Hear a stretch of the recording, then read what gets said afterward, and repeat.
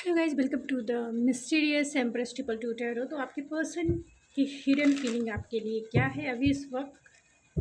आपके पर्सन की hidden feelings क्या है? ये reading journal and collective base पे है। ज़रूरी नहीं है कि हर एक चीज़ आपसे रेजोनेट करे, तो take it resonate and leave the rest.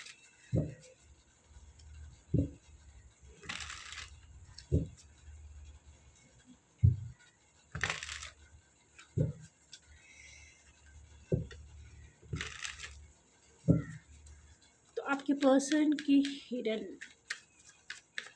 Feelings आपके लिए क्या है?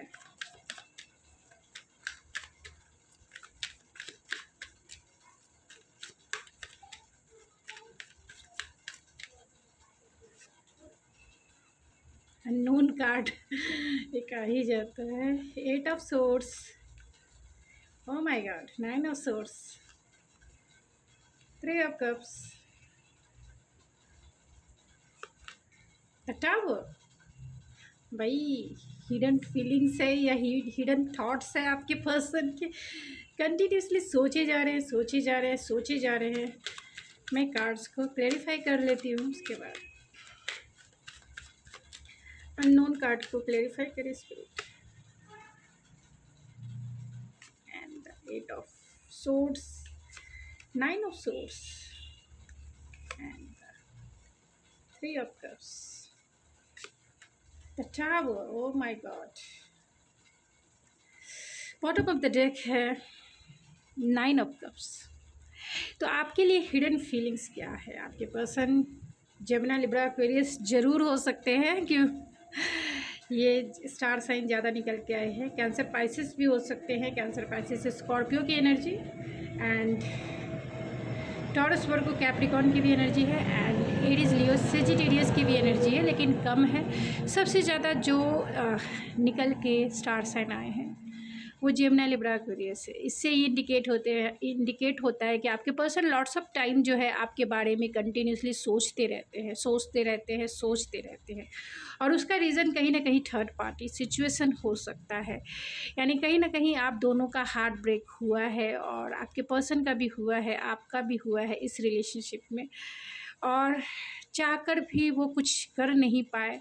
लॉट्स ऑफ टाइम वो वही सोचते हैं कि आखिर इस रिलेशनशिप में उन्हें आगे कैसे बढ़ना है, इस रिलेशनशिप को नेक्स्ट स्टेप कैसे आगे लेके चलना है, लेकिन वो समझ नहीं पाते हैं क्योंकि हालात, आपकी सिचुएशन जो है कहीं ना कहीं बहुत टफ हो सकती है। मीन्स आपका जो रिलेशनशिप है उसके लिए इस पर्सन के पास करेज नहीं है इतना कि वो ट्रेडिशनल बिलीव एंड वैल्यूज़ को छोड़कर आगे बढ़े, इस रिलेशनशिप को आगे लेके जाए।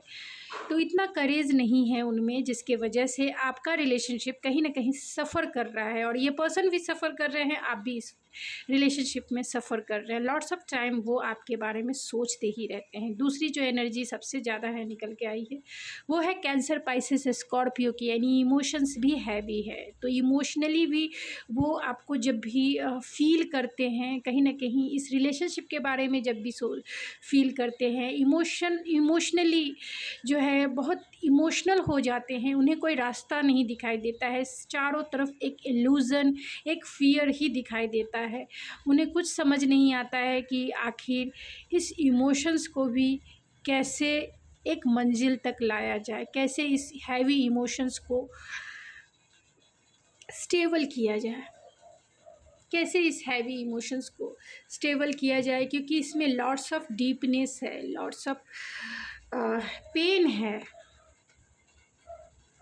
समझ नहीं पाता है कि वो समझ नहीं पाते हैं कि आखिर इस हार्ट ब्रेक को कैसे रोका जाए, कैसे दिल को जो टूटता है, वो मून की एनर्जी है, दिल जो टूटता है उसे कैसे स्टेबल किया जाए, कैसे उसे हील किया जाए, कैसे इस रिलेशनशिप की जो स्पिरिचुअल जर्नी है, क्योंकि जहाँ इमोशंस हैवी हो वहाँ एक स्पिरिचुअल जर्नी ऑटोमेटिक बन जाती है, क्योंकि लाइफ के लेसन्स होते हैं, एक स्पिरिचुअल जर्नी होती है। हम स्पिरिचुअल जर्नी उसे ही कहते हैं जहाँ लाइफ के लेसन्स आपको मिलते हैं, जहाँ कुछ सीखना होता है, जहाँ आपको गॉड डिवाइन के ऊपर सरेंडर करना होता है। तो ये पर्सन बहुत ही ज़्यादा कॉन्फ्लिक्टेड माइंडसेट में भी हैं एंड इमोशंस भी बहुत हैवी हैं। वो इस मटेरियलिस्टिक वर्ल्ड में अपने रिलेशनशिप का कोई भी मुकाम नहीं देख पाते हैं, कोई अस्तित्व नहीं बना पा रहे हैं, कोई मंजिल नहीं उन्हें दिखाई देती है। और इमोशनल लेवल पर भी वो इतने हैवी इमोशंस है कि उन्हें समझ नहीं आता है कि आपके बिना वो कैसे रह पाएंगे, आपके साथ वो कैसे चल पाएंगे। तो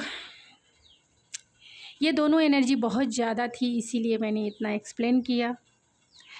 बाकी जो टॉरस वर्गो कैप्रिकॉर्न की एनर्जी है लेकिन कम है, एरीज लियो सेजिटेरियस की भी एनर्जी है वो कम है। फिर भी ये पर्सन बहुत होपफुल हैं, ऑप्टिमिस्टिक हैं। उनकी हिडन फीलिंग्स अगर देखी जाए तो आप उनकी लाइफ की विश फुलफिलमेंट है। कभी जैसा पार्टनर उन्होंने कभी सोचा था, आप बिल्कुल वैसे ही हैं। उनका सपोर्ट करने वाले, उनका ख्याल रखने वाले, उनका ध्यान रखने वाले, उनकी लाइफ की जो फैंटेसी है उसे फुलफ़िल करने वाले। 8 ऑफ पेंटिकल्स है उनके काम में, उनके ख़ास तौर से इस रिलेशनशिप में आपने बहुत ज़्यादा एफर्ट्स लगाए हैं। तो ये पर्सन इमोशनली सेटिस्फाइड फील करते हैं, इमोशनली कंटेंट फील करते हैं, ब्लिस फील करते हैं। जैसा पार्टनर सपनों में, मतलब ड्रीम कम ट्रू आप समझ सकते हैं कि जैसा पार्टनर कभी लोग सोचते हैं, ड्रीम में सोचते हैं, वो ड्रीम सामने आ जाए। स्टार की एनर्जी है एंड आपको बहुत इंट्यूटिव देखते हैं, ऐसा देखते हैं वो पर्सन की, ऐसा देखते हैं कि आप बहुत इंट्यूटिव हैं, बहुत स्पिरिचुअल हैं और बहुत कुछ जानते हैं। आप अच्छे से मैनिफेस्ट करना जानते हैं। आप कहीं ना कहीं आपको स्टार के जैसा देखते हैं और बहुत होपफुल हैं इस रिलेशनशिप को भी लेकर। भले ही सिचुएशंस जैसी भी है, उनकी फीलिंग्स यही है कि इस रिलेशनशिप में हीलिंग वो करना चाहते हैं, फीलिंग वो फील करना चाहते हैं, एक्सप्रेशन वो एक्सप्रेस करना चाहते हैं। तो कहीं ना कहीं कितनी भी निगेटिविटी हो, कितनी भी इल्यूज़न हो, कितना भी डाउट हो, फियर हो, फिर भी वो ऑप्टिमिस्टिक हैं, फिर भी वो होपफुल हैं। आप उनकी लाइफ की विश फुलफिलमेंट हैं, आप उनकी लाइफ की स्टार हैं। एक हीलिंग वाइब्स है, एक होप है, जिसके वजह से वो आज तक वो इस रिलेशनशिप में अभी भी कहीं ना कहीं स्टेबल खड़े हैं। लॉट्स ऑफ माइंड में निगेटिविटी चलती है। जब भी वो खाली बैठते होंगे, उनके माइंड में चलता होगा कि जब भी वो फैंटेसी बहुत आगे, यानी कि बहुत रियलिस्टिक वर्ल्ड में कैसे उसे फील किया जाए, जब भी उसके बारे में सोचते हैं, जैसे भी सोचते हैं कि इस रिलेशनशिप में कमिटमेंट देना है, इस रिलेशनशिप को स्टेबल रखना है, तो क्या कर सकते हैं। उन्हें ऐसा लगता है क्योंकि निगेटिव थॉट्स इतने हैं कि वो आपको कुछ नहीं दे सकते। जैसी भी सिचुएशन है आपको कुछ नहीं दे सकते। अगर दे भी सकते हैं तो एक छोटा ऑफ़र कर सकते हैं, क्योंकि हो सकता है कि ये पर्सन जो है अभी अपने फाइनेंस के ऊपर फोकस हो सकते हैं, फाइनेंशियल करियर, यानी फाइनेंस इतना इनका पास नहीं है कि जिससे कि वो आपके साथ अभी मैरिज का कमिटमेंट दे सके। लेकिन बहुत सारे लोग, यानी 50% लोग आपको मैरिज का कमिटमेंट भी देना चाहते हैं और देंगे भी। ये पर्सन आएंगे, आपको कमिटमेंट भी देंगे, लेकिन हो सकता है कि नो कांटेक्ट या लेस कांटेक्ट सिचुएशन है, या थर्ड पार्टी सिचुएशन है जो मान नहीं रही होगी इस रिलेशनशिप के लिए। इनके पेरेंट्स नहीं मान रहे होंगे, या फिर ये लॉन्ग डिस्टेंस कनेक्शन में हो सकते हैं, क्योंकि यहाँ सोर्स के कार्ड्स बहुत है तो, और स्टार कार्ड भी है, तो लॉन्ग डिस्टेंस कनेक्शन हो सकता है।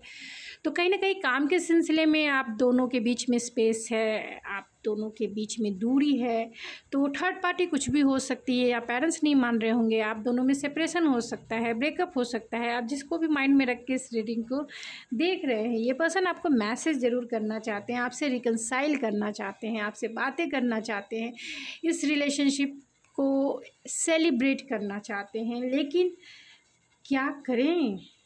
9 ऑफ सोर्स, स्लीपलेस नाइट है इनकी। आप देख सकते हैं 9 of source and the moon, sleepless night है, नींद नहीं आती इन्हें। जब भी आपके बारे में इनका ध्यान आता है, ख्याल आता है, सो नहीं पाते हैं, स्लीपलेस नाइट है। बार बार रिकन्सिलेशन के बारे में सोचते हैं, आपको कांटेक्ट करने के बारे में सोचते हैं, आपसे मिलने के बारे में सोचते हैं, आपके साथ एक क्वालिटी रोमांटिक टाइम बिताने के बारे में सोचते हैं। लेकिन हो सकता है कि आप दोनों के रिलेशनशिप में टावर मूवमेंट आया हो और उसे सोचते ही जो भी आर्गूमेंट, जो भी डिसएग्रीमेंट आप दोनों के रिलेशनशिप में हुआ है, बहुत पेनफुल फील करते हैं, क्योंकि हार्ट ब्रेक आपका भी हुआ है और इस पर्सन का भी हुआ है। जब भी याद करते हैं वो टाइम को, हार्ट ब्रेक होता है, और ये किसी को दिखा नहीं पाते हैं, किसी को बता नहीं पाते हैं कि आखिर क्या करें, वो क्या करें। तो चलिए कुछ और कार्ड से देखते हैं।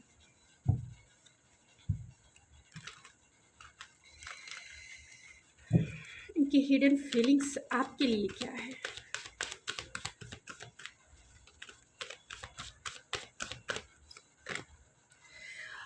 ऑनरशिप है, तो वो इस रिलेशनशिप की ऑनरशिप खुद लेना चाहते हैं कि वो इस रिलेशनशिप में ग्रैटिट्यूड फील करते हैं, क्योंकि आप इनकी लाइफ की विश फुलफिलमेंट है। आपको पाकर ये बहुत बहुत ज़्यादा ग्रैटिट्यूड है, बहुत बहुत ज़्यादा गॉड का, डिवाइन का ग्रैटिट्यूड से भरे हुए इंसान है। चाहते हैं कि आपको सेटिस्फेक्शन दे सकें, इस रिलेशनशिप में आपको सेटिस्फाइड कर सकें। लेकिन जो भी काउजेज़ एंड इफ़ेक्ट है, जो भी आपकी रिलेशनशिप में प्रॉब्लम है, उसे सोचकर ये थोड़े से फियरफुल हो जाते हैं। समझ नहीं आता है कि वो अपनी रिस्पॉन्सिबिलिटी निभाएं या इस रिलेशनशिप में वर्क करें। क्या करें, वो समझ नहीं पाते हैं क्या करना चाहिए।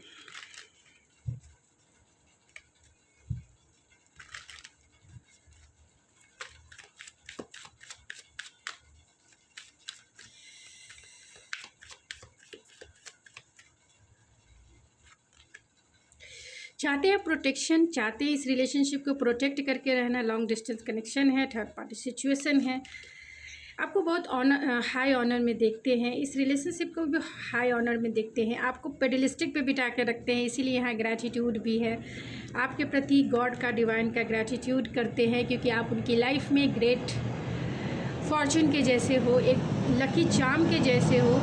जब से आप इनकी लाइफ में आए हैं तब से जो है इस पर्सन की पॉजिटिविटी जो है इनके लाइफ में बढ़ी है, और आपको लेकर, इस रिलेशनशिप को लेकर कहीं ना कहीं ये पर्सन थोड़े से मायूस हो जाते हैं। कंसर्न है क्या करें, कैसे करें, और कैसे वो आपको मैरिज का प्रपोजल दे सके, कैसे वो आपको प्रपोज करे, कैसे इस रिलेशनशिप का नेक्स्ट स्टेप मैरिज को वो मैनिफेस्ट कर सके। क्योंकि हो सकता है कि आप दोनों में रिलीजियस फैक्टर हो, आप दोनों की कम्युनिटी अलग हो, तो रिलीजियस फैक्टर हो सकते हैं, कहीं ना कहीं कम्युनिटी इन्वॉल्व हो सकती है। इसके वजह से ये पर्सन जो है आपको कमिटमेंट के लिए अभी ये राज़ी नहीं होंगे। पेरेंट्स इन्वॉल्व हो सकते हैं, पेरेंट्स नहीं चाहते होंगे, तो इसी के वजह से ये पर्सन अभी तक सोच रहे हैं, रुके हुए हैं कि ठीक है, राइट टाइम पे राइट चीज़ें हो। उन्होंने सरेंडर ज़रूर कर दिया। आपके लिए डिवाइन गाइडेंस क्या है, आपको ऐसी सिचुएशन में क्या करना चाहिए। ऐसे सिचुएशन में मेरे व्यूवर्स के लिए डिवाइन गाइडेंस क्या है, क्या है। Time to go.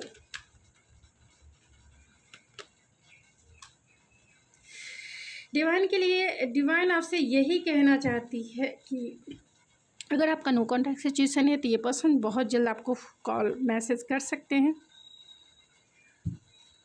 एंड आपके लिए गाइडेंस यही है कि अगर आप इस रिलेशनशिप में काम करना चाहते हैं, अगर आप इस रिलेशनशिप को मैनिफेस्ट करना चाहते हैं, तो आपको तो रिस्क उठाना पड़ेगा, रिस्क उठाना पड़ेगा। अगर आप इनके साथ marriage, commitment, no place like a home चाहते हैं, तो इस रिलेशनशिप में आपको और आपके पर्सन को भी रिस्क उठाना है, तभी जाके आपका रिलेशनशिप जो है नेक्स्ट स्टेप यानी मैरिज, कमिटमेंट या फिर में मैनिफेस्ट हो सकता है।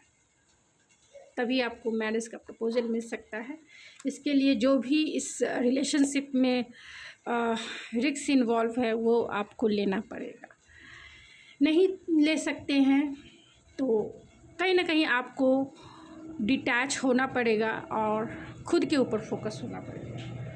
तो गाइज़, ये थी आपकी रीडिंग। आई होप आपको पसंद आई होगी। अगर आपको ये मेरी रीडिंग पसंद आई तो प्लीज़ मेरे चैनल को ज़रूर सब्सक्राइब करें, लाइक करें एंड शेयर करें। मैं मिलती हूँ आपके नेक्स्ट रीडिंग में, तब तक के लिए thank you so much. God bless you and I love you.